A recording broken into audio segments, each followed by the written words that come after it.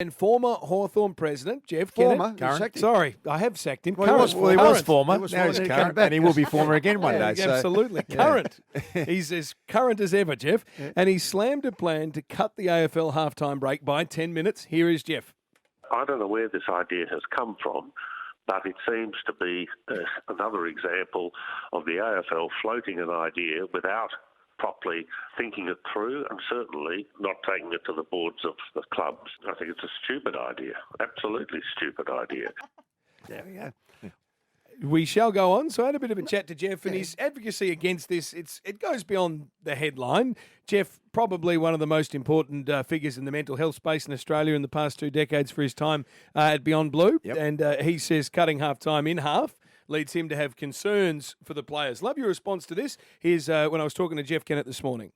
We have just appointed 2 new mental health and wellbeing officers at the AFL to look after increasing examples of stress and anxiety and worse among players. And now we've gone and said, well, we're going to get these elite athletes to run around the field for an hour. Then we're going to shorten their break before they go back and run around for another hour. If that's in the mental health and wellbeing interests of the players, I will go he. Well, go he. Because what it'll do is it'll stop coaches yelling at him for 20 minutes.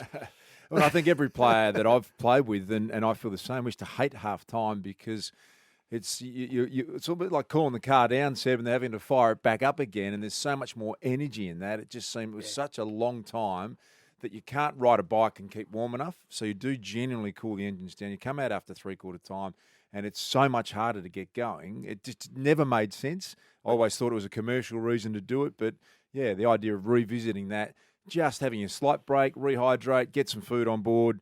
20 minutes is far too long. So it's not going to happen in the next 5 minutes, okay? So everyone should just calm the farm on Not this. for season 2020? I don't think so. Okay. But if it does, we've got 6 months. It's not, It's possible. It's not.